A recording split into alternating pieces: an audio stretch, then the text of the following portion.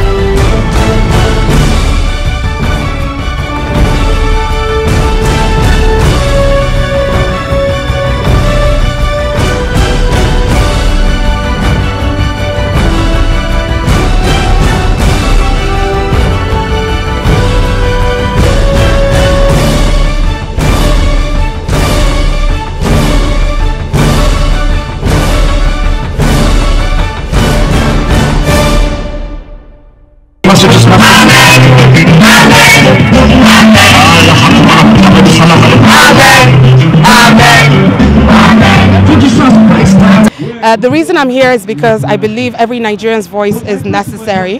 Every Nigerian voice needs to be heard. We're not here to disregard the government, but we're here to let the government know that they should step up and do what they were assigned to do, what they have been appointed to do. We're here because the officials that we've elected have neglected our grievances, and enough is enough, basically. They should step up and do the job that they have been put to do, which is to serve the Nigerian people. Thank you. There's so much hunger in the land. You know, nothing is working. That's what I'm telling you. Nothing is working. You understand? So I think if the president is not capable, you understand, my advice to him, you understand, is to resign. You understand? He should give way for somebody who is capable, you understand, you know, to take us to the promised land. Welcome back to the Osasu Show. With me are two dynamic young politicians, Mr. Ismail Ahmed, who is the chairman of the All Progressive Youth Forum, and Mr. Deji Adeyanju, who is the former director of new media of the People's Democratic Party and now convener of the Concerned Nigerians movement. Gentlemen, thank you so much for joining me on today's program. My first question is very simple and direct. I think I would first start with a member and a fellow protester of the I Stand with Nigeria movement. Should President Buhari be impeached? Well, I don't think President Buhari should be impeached. Yeah, to the best of my knowledge and ability, I don't think the president has done anything that calls for impeachment. I don't personally think that the president, you know, being out of the country will also warrant an impeachment, because the president, you know, duly handed over to the vice president as required by the Constitution, because he wrote to the National Assembly. You know, so I don't think the issue of impeachment, you know, should even arise in the first place. But, you know, the president has failed in almost all his campaign promises. The country, you know, is, you know, drifting away economically, politically, and socially. And, you know, in the history of Nigeria, I don't think we have ever been divided as a people like we are now, you know, so that is a cause of concern for every concerned, you know, citizen of this country. You know, those are the issues of insecurity, Fulani headsmen here and there, the issue about the economy. $1 is at 500 plus now, you know, and hunger in the land. You can see that things are not, and inflation, you know, things are not the way they used to That's be. why Nigerians on the street who we spoke to said that the president should either resign or be impeached due to the suffering in the land. So, Mr. Ismail, as the chairman of the All Progressive Congress Youth Forum, do you agree with fellow Nigerians who are going through the day-to-day strives, you know, complaining about the increase in the dollar rate, unemployment, food scarcity, that the president should either resign or the parliament should force him to come down? Well, thank you very much for having me. I think, like Deji said, I don't think the issue of, I don't know where this is even coming from. I have never heard any Nigerian that has asked either directly or indirectly, told me that he wanted the president to resign. I've never heard of that. This is the first time I'm hearing about it. I don't think so. I think we have it on video from the protest yesterday. Well, I think Nigerians, I can understand when tempers are flaring, when people are angry, and this government recognizes the right of people to express their frustrations, so to speak, and their opinions, either through peaceful protest or through opinions or through articles or through whatever it is that they can express themselves through. It's a constitutional guaranteed right to do that. So there's absolutely no problem with that. Now, so the issue of saying the president should be impeached or resign does not even arise. You don't cut off and run away from a battle halfway through the line. I think the president, a lot of people would agree that he is doing his best. We find ourselves in a very bad situation. There's no doubt about it. And he has never minced words about how bad the situation is.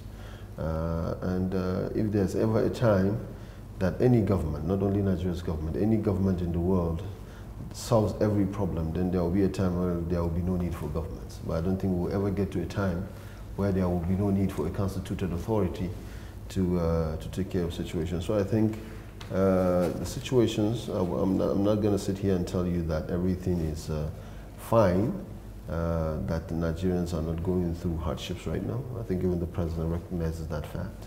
And I think if you heard the vice president yesterday, he said when he spoke to the president, he told him about people complaining about economic hardship. The president recognizes that fact. And he said, well, we have to keep working day and night. People have accused, members of the All Progressive Congress of benefiting from the different exchange rates. They should be. So they should be dealt with. Absolutely, I'm absolutely in for that. They should be dealt with. I do not, look, I keep saying it and I'll say it again. So you disagree with the different exchange rates? Because it's kind of ridiculous that we have up to 7 different exchange rates. No, hold on. I recently had a parley with the CBN governor. And I asked him the same thing. And I said, look, what is going on with all these different exchange rates? And he explained certain things to me. He said, look, what are the exchange rates? Name them to me. I said, name them. What are the exchange rates? I said, there's a difference. There's a budget rate. Mm-hmm. He said, okay. What else? I said, there's pilgrimage. Right. There is Travelex. Right. There is interbank rate. There's ATM. There is ATM rate. Charges rate. Such charges rate. There is what do you call it? What do they call this? There's the parallel market rate. He said, okay. Let's start with the budget rate. He said the budget rate has always been there. There's always been a budget rate for dollar because we're dollar dependent. That is nothing new that came through from him, which is true. I made my research and that is true. There's always the dollar rate. For every time the government is making a budget, it pegs a dollar at a particular price to be able to estimate its own budget because budgets are estimates. They're not actualities. He said that is one. 2, he said the issue of the Hajj rates and the Christian pilgrimage rate. He said it happened earlier because they came when dollar was 197, for example. Because there's always an advance payment. So when the commissions came, especially the Hajj commission, it came, the dollar was officially at 197 as at that time. So the government said, okay, fine, we're going to do it. So people paid, monies were kept. And then before the actual time for the Hajj, the exchange rate has been shifted to about 305 naira. For example, about 280, 200, 300 naira, thereabout. Now, no government will tell you that after you have paid your money on this price, then we're shutting you down, you have to come and bring in more money to do that. So he said, okay, fine. We'll allow you for this time, we'll subsidize it because we have already made a commitment while this rate was at this exchange rate. And so when the president saw that, and the Christian pilgrimage time came, by that time, the official rate was already higher.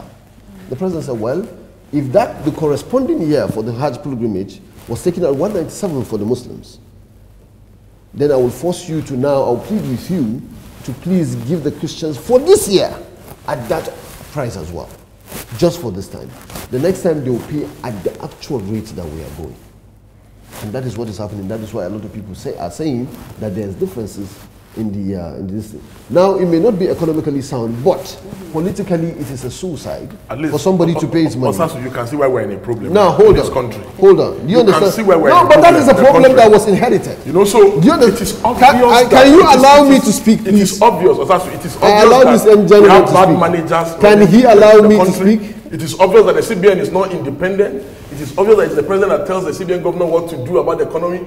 We know why we're now in a recession. I think the consensus coming from most Nigerians is that there should be no pilgrimage or Hajj rate in general. Why in a recession? Why are we giving? That is what I'm saying. No, why are we funding religion? Hold on. Even Christianity, Muslim, whatever the situation. Hold on. But I'm asking you now. Does this pilgrimage start with this government? No, it doesn't. Has it started?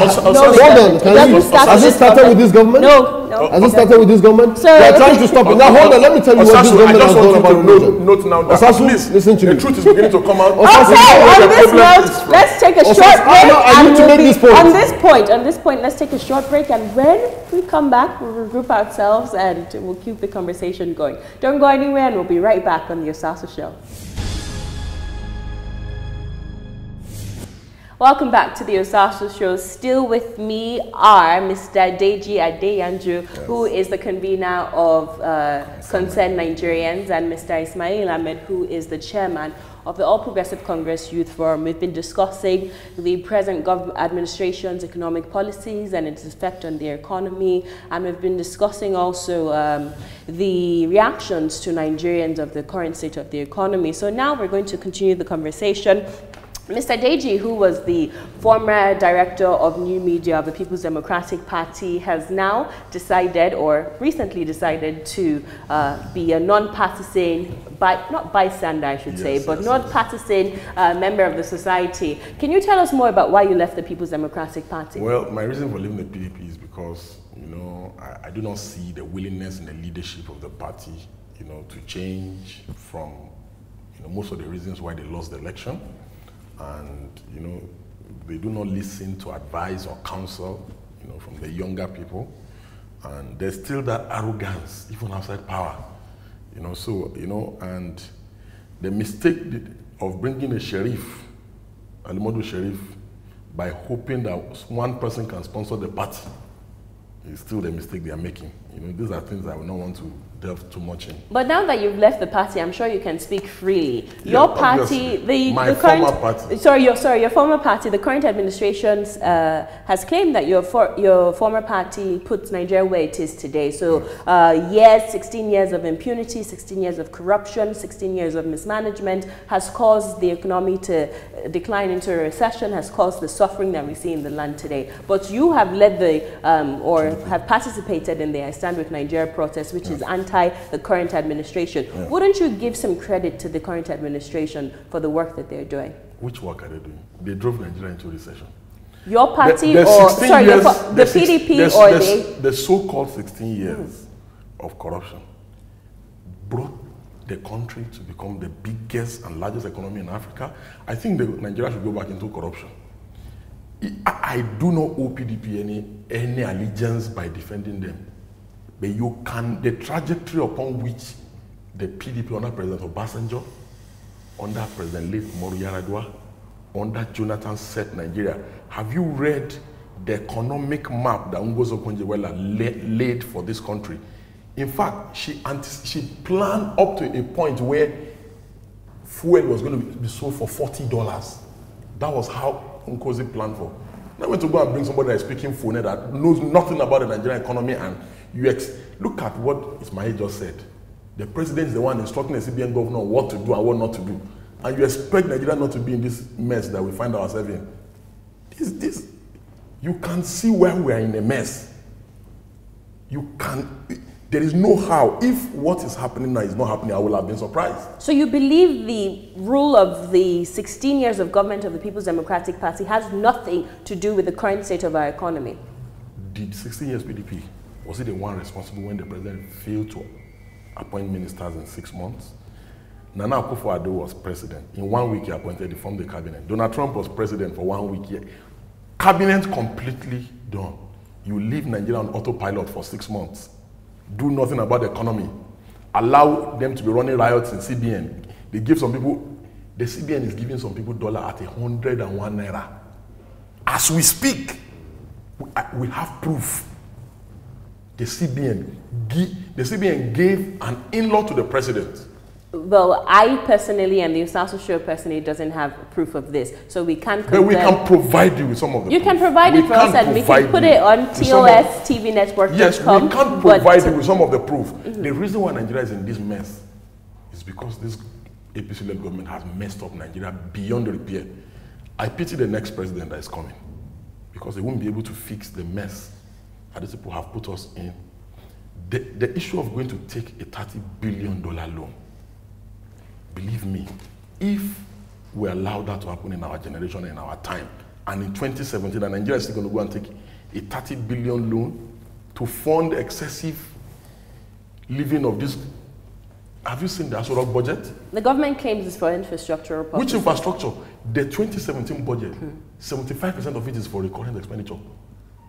So back to my question: sister, do you claim? this government? Are you asserting that PDP has no pact? They have no. To the best of my ability, there was corruption under PDP, no doubt. There was corruption. The issues of not saving enough, obviously, was there. I also believe that all parties had a role in that, because the governors took the then president to court, and the court. We were all in this country when we saw what happened about sharing of excess crude account. Yes. So you agree the corruption and the mismanagement of funds has a part to play in the current state of the economy? I agree. Okay. I agree that there was some level of corruption in the past, and that corruption did not just start now. It's always been a Nigerian thing. Exactly. But so PDP is partially to blame for the current state of the economy. That's the point I was trying to drive at. Let me let Mr. Ismail come in. Let me let Mr. Ismail come in. So can you expatiate on these topics that we've discussed? What is PDP's role in the current state of our economy, and what is the role of the APC? I know the APC they keep on attributing the fact that we're in a recession and Nigerians are suffering due to the mismanagement of the past administration. What is the role of APC in the current state of our economy? You know, sometimes it's easier for you to mistake shouting for making sense. But my friend Deji has said something that I think sums up whatever he was saying in the last 5 minutes that you've allowed him to talk.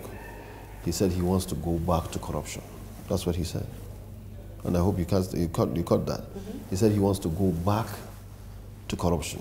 That means one thing. We are beginning to move out of corruption.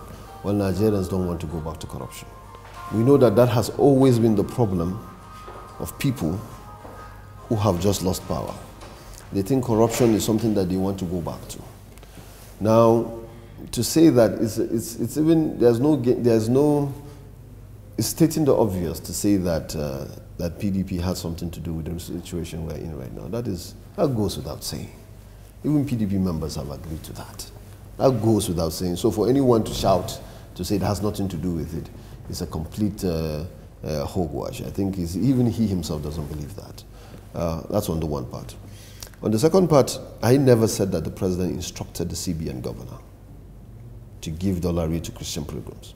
I said he pleaded with him to do the same. Yeah, you first of all said forced, yes, then you corrected yourself and said he pleaded with him that if there was this possibility, that same treatment should be meted out to the Christian pilgrims, like it was done for the Christians. Now, that is the essence of government.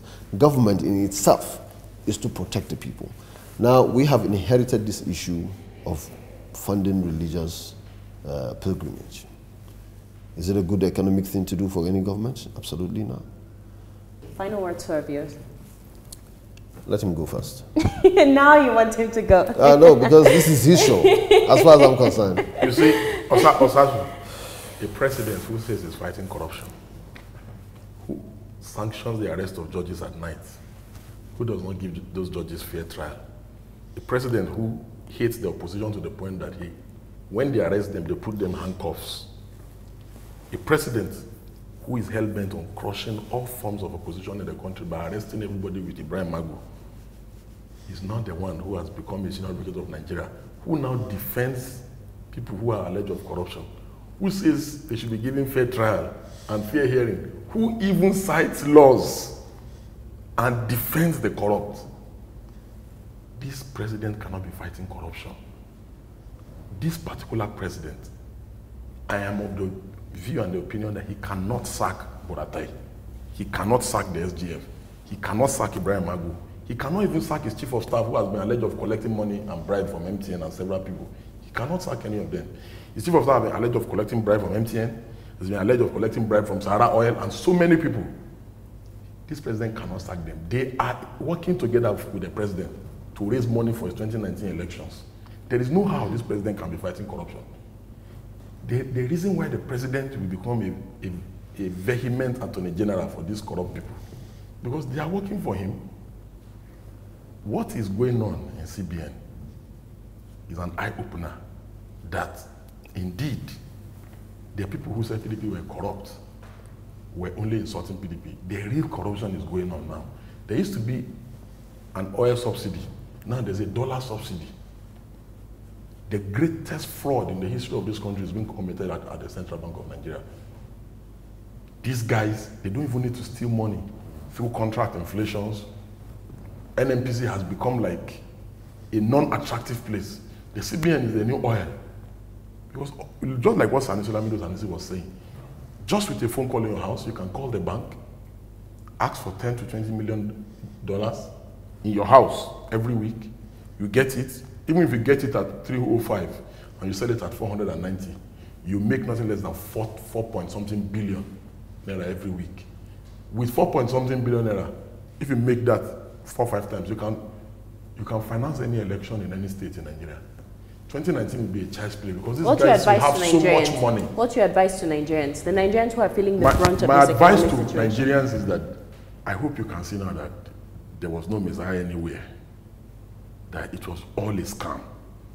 I hope you can see now that the man they told you was coming to fight corruption is not ready to fight any corruption because he lives, he sleeps, he dines with corruption. I hope you can see now that you have been scammed. I hope you can see now that the sovereign in the land, the man does not care. Because if you, as a poor Nigerian, if you are sick, do you not go to the teaching hospital in Zaria or in Enugu or in Ife? Where is your president now? Ismail.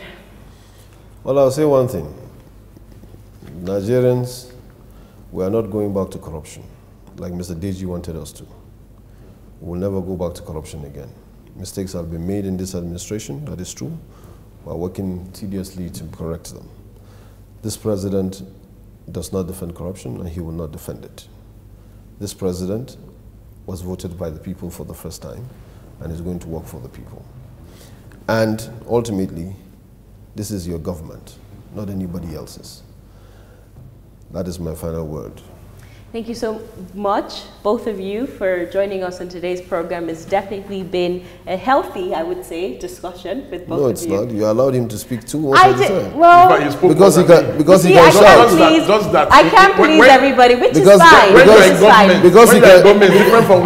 thank you both for joining us. Because he can shout and insult people. Thank you both for joining us on today's program. To watch extended clips from this interview and our street interviews, you can visit tostvnetwork.com. All the details are on the screen. Don't forget to follow us on social media at TOS TV Network and at The Osasu Show on Instagram, Facebook, and Twitter.